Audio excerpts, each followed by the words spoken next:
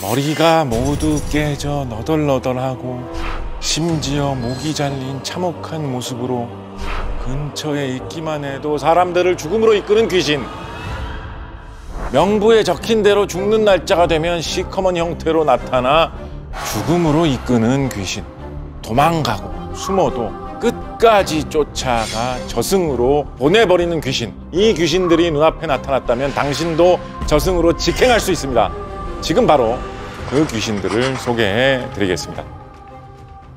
안녕하세요. 우리 역사 속 괴물을 연구하는 괴물 전문 작가 곽재식입니다. 도망쳐도 소용없다. 계획대로 끝까지 쫓아가서 죽인다. 도피사의. 사의라는 것은 도롱이 옷을 말합니다. 예전에 사용하던 비옷이죠. 그죠? 도피라는 거는 그거를 거꾸로 입었다라는 뜻이에요. 아니 그걸 똑바로 입어야지 뭐 비 내릴 때 비라도 막을 수 있을 텐데 그걸 뒤집어서 얼마나 이상하겠습니까? 정상적인 그런 사람의 행색이 아니죠. 그죠?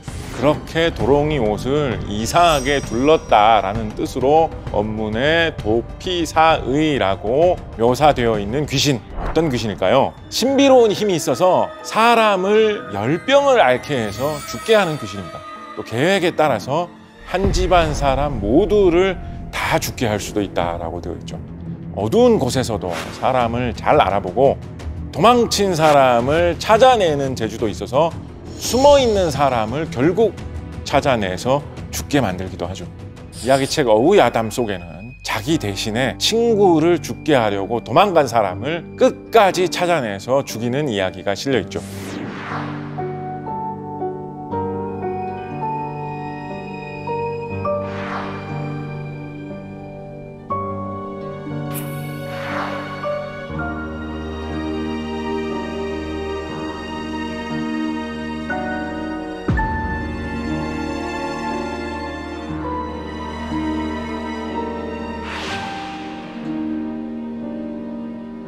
그런데 그러고 나서 권벽이 잠든 사이에 그는 상상도 하지 못했던 뜻밖의 사건이 벌어집니다. 도대체 무슨 일이 벌어지는 걸까요?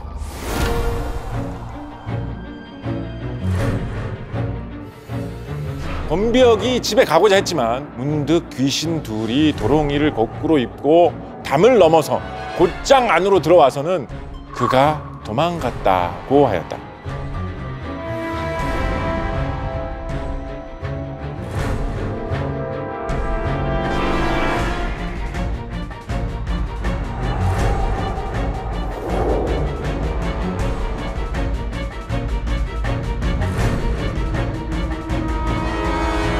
도피사의라고 묘사된 이 귀신이 친구 집안을 모두 병으로 몰살시키려고 했던 거죠. 친구는 그것을 알고 권벽을 자기 대신 죽게 하려고 잘 때 몰래 자신만 도망간 것입니다. 그런데 도피사의 귀신은 이 사실을 알아채고 먼 곳에 숨어있는 친구를 결국 찾아내서 죽게 한 것입니다. 또 이 귀신들이 권벽을 권정승이라고 불렀는데 권벽은 실제로 조선 중기의 실록 편창 등에서 활발하게 참여한 문신으로 상당히 성공한 사람이었거든요. 권벽이 어릴 때에도 장래에 어떤 사람이 될지 미리 그 운명을 알아보고 있었던 것이죠. 도피사의 귀신이 사람을 죽이려고 계획을 짜고 계획한 대로 끝까지 쫓아가 저승으로 사람을 데리고 간다면 새까만 모습을 한 것이 마치 현대의 우리가 알고 있는 저승사자 모습과 닮은 점이 있는 그런 괴물도 있습니다. 까만 모습으로 머리에 5갈래로 나눠진 뿔이 달려있는 괴물, 생사귀. 조선왕조실록에 배에서 일하는 이결이라는 사람이 꿈에 수양대군이 나타나서 이런 이야기를 했다라는 기록이 있습니다. 생사귀는 머나먼 서천 불국세계라는 곳에 바닷속에 사는 김수앙이라는 사람의 딸인 건물덕의 아이입니다. 건물덕이 이번 경인년에 아이를 낳을 해였는데 이해 3월 초 5일에 과연 아이를 낳았다. 건물덕이 낳은 남자아이는 그 이름을 생사귀라 하고 그 머리와 몸은 흑색이다. 생사귀는 죽을 때가 된 사람을 찾아 저승으로 데려가는 괴물인데요. 대체 어떻게 죽을 때를 알고 찾아가는 걸까요? 바로 신비한 책 한 권을 갖고 있기 때문입니다.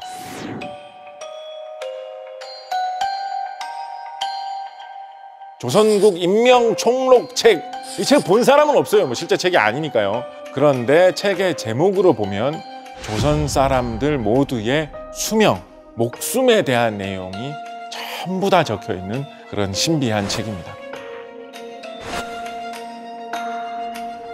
생사귀를 들어오지 못하게 하는 방법도 있는데요. 팔진옥각, 뿔이 8가지를 친 사슴 뿔을 구하고, 흑두호, 검은 여우 머리를 구하고, 대저아, 큰 멧돼지 이빨을 구해서 사방에 묻어 놓으면 그 안으로는 생사귀가 들어오지 못한다.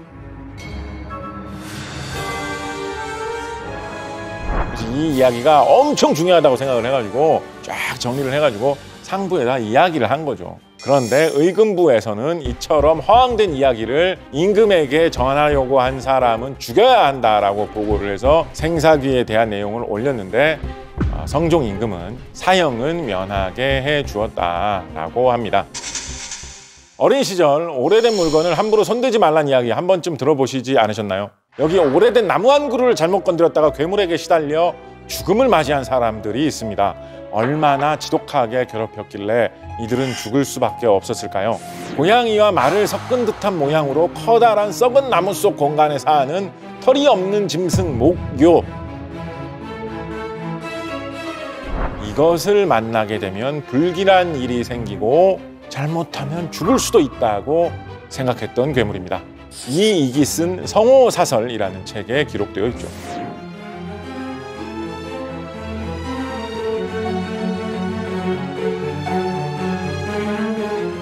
조상 산소 근처에 있는 나무 한 그루를 무심코 벤 신시선비.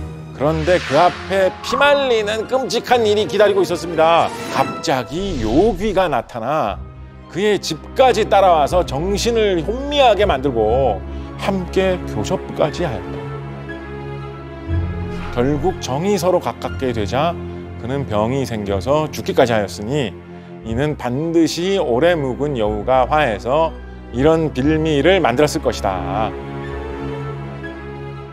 또 완성군 이만은 전라감사가 되었을 때 그 전주부 안에 있는 고목 한 그루를 베었더니 나무 속이 썩어서 구멍이 생겼는데 흡사 말과 같은 짐승이 들어있었다.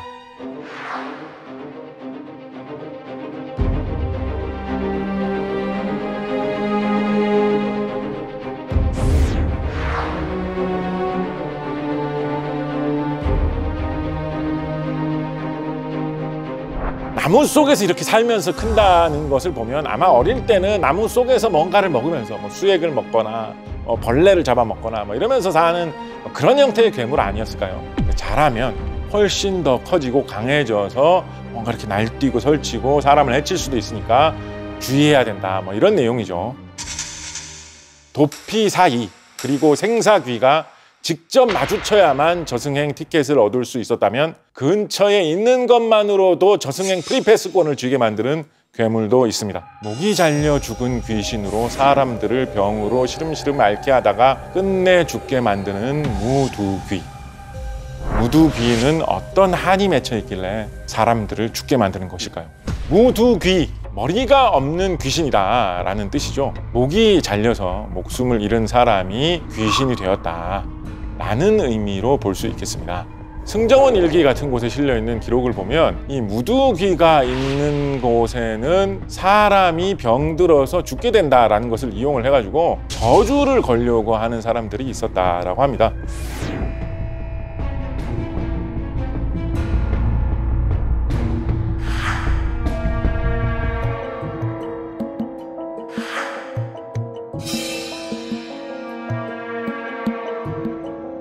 그 근처에 있는 사람은 무두귀의 무서운 힘 때문에 병이 들어서 목숨을 잃게 된다라는 것이죠. 한편으로는 이 무두귀에 관한 이야기가 유행한 것은 어쩌면 병자호란 이후에 슬픈 시대상을 반영한 것인지도 모르겠습니다. 무두귀와 병자호란, 과연 어떤 사연이 얽혀 있는 것일까요? 다쳐서 죽은 사람이 죽을 때의 모습 그대로 귀신으로 나타난다는 식의 이야기는 한국과 중국의 옛 이야기에서 무척 자주 나오는 편입니다. 달천목유록에는 임진왜란 전쟁 중에 죽은 남자 병사 귀신들이 그 싸우다가 죽을 때의 참혹한 모습으로 나타나는 장면들이 묘사가 되어 있죠.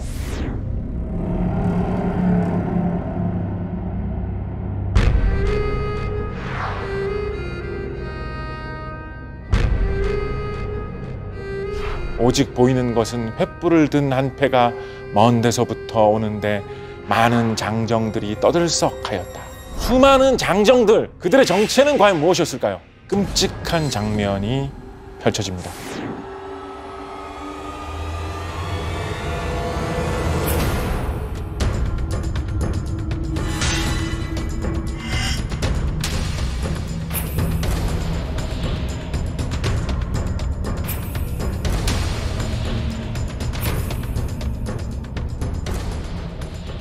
비린내 나는 피가 사지에 쏟아져 참혹해서 참아 볼 수가 없었다.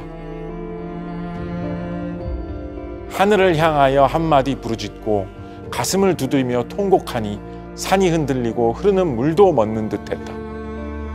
여러 귀신들이 눈물을 닦고 말하기를 살아서도 쓰이지 못했는데 죽어서 또한 무엇을 하리.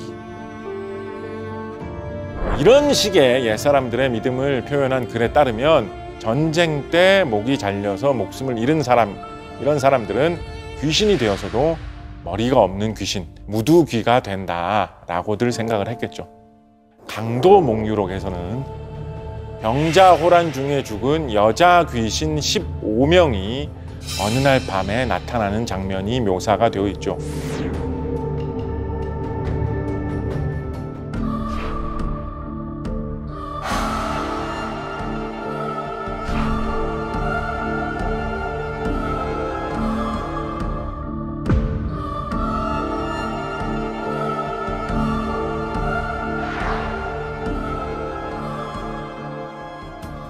그 참혹한 형상은 차마 볼 수가 없었고 또한 이루다 기록할 수가 없었다.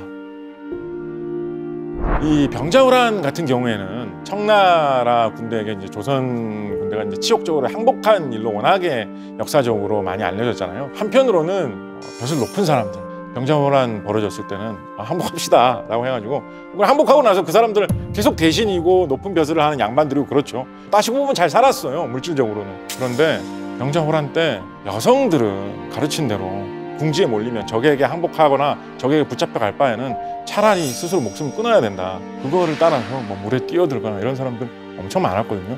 우리는 뭐 선비이기 때문에 목숨을 바치고 어쩌고 그렇게 많이 떠들던 사람들은 다 지금도 살아가지고 뭐 대신이고 벼슬이고 다 하고 있는데 이게 뭐냐, 이런 이야기가 되게 많이 나왔었거든요.